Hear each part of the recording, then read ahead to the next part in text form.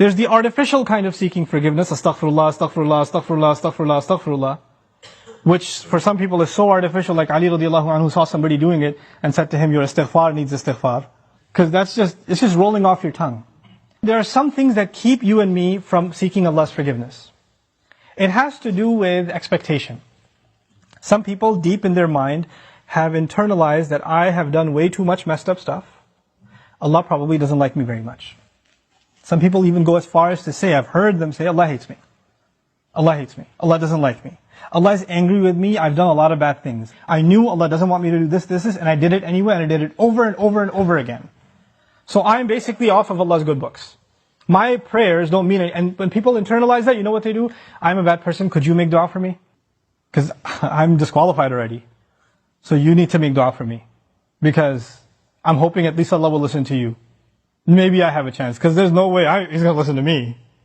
You seem to have a much better connection with Allah than I do. Let me take you back, short reminder.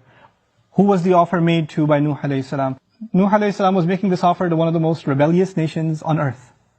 Continuously rebellious. And he said, if you can just come ask forgiveness, not only will Allah give you forgiveness, He'll open up the world for you. In other words, you don't get to write yourself off. You don't get to say about yourself, I'm too far gone.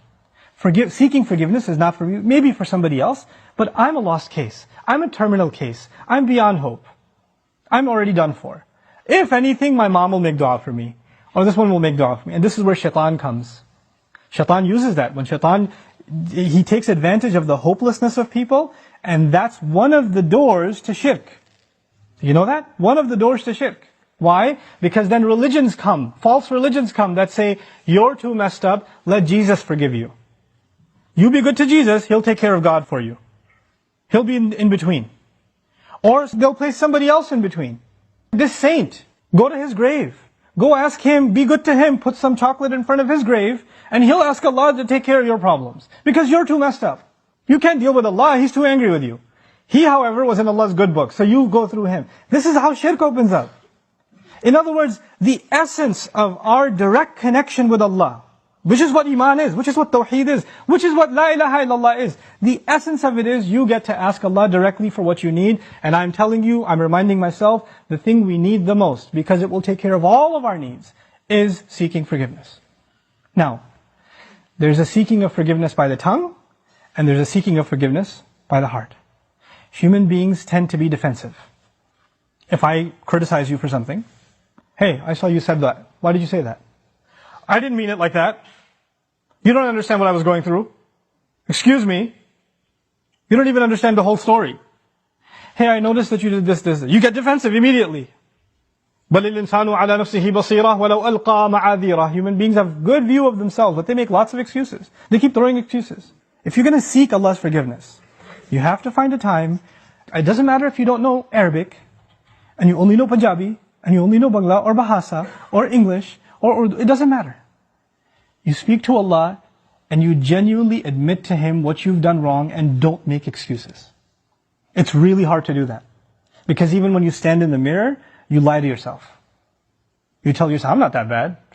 I have reasons for what I did. I have justification. I've been through a lot. But when you're going to come in front of Allah, you have to forget about justifying. Because all of your justifications, He knows them already. He knows what you were going through. He knew it was a tough time. He knew that this was overwhelming you, that was overwhelming you. I was under a lot of stress, Ya Rab, that's why I drank. Don't give Him the reasons. He knows your reasons better than you do. You need to come to Him openly, without any filters, without any hesitation, with no guard, with no shame. You're embarrassed to even admit this to anyone until you completely, openly admit to Allah how messed up you've been and how you've messed up. Completely openly. And as you do it, let me tell you, as you start verbalizing those things, I would be hard pressed to think tears are not going to roll down your eyes. It's impossible for a human being to open up so vulnerable before Allah, before anyone, and especially Allah, to open up so much and then not believe, not have tears roll down their eyes. Because it's a moment of weakness.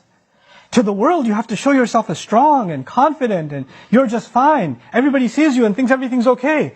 But the only one who gets to know nothing is okay, there's a lot of problems, is Allah. You have to open up to Him completely, and then you're going to be in a position to ask for forgiveness. then you get to beg in sajda. Then it turns into something else. Then it's not just astaghfirullah, astaghfirullah, astaghfirullah. It's a real conversation with Allah. It's a real confession with Allah Azza wa Jal. That's a powerful, powerful thing. Try it for yourself. You have to find time alone to yourself. You have to make sure nobody else is listening. You can't even do it in the middle of the night. You get up from the bed, the wife is still in bed, you sit on the side of the bed, Ya Allah, forgive me, and she's listening. You can't do that. Be in the car by yourself. Doesn't matter. Be somewhere alone. This is just your time with Allah. Your alone time with Allah. And verbalize it. Hear yourself say it. There's one thing to just whisper it. And if you're just going to memorize a bunch of du'as in Arabic, and you don't even know what they mean, and just recite them, if you're going to keep doing that, and those du'as are beautiful, they're powerful, but if your heart isn't speaking them, your tongue is speaking them, then you're not seeking istighfar yet. May Allah reward you for the dhikr that you're doing, for every harf that you're reciting, but that's not istighfar. Istighfar is something else.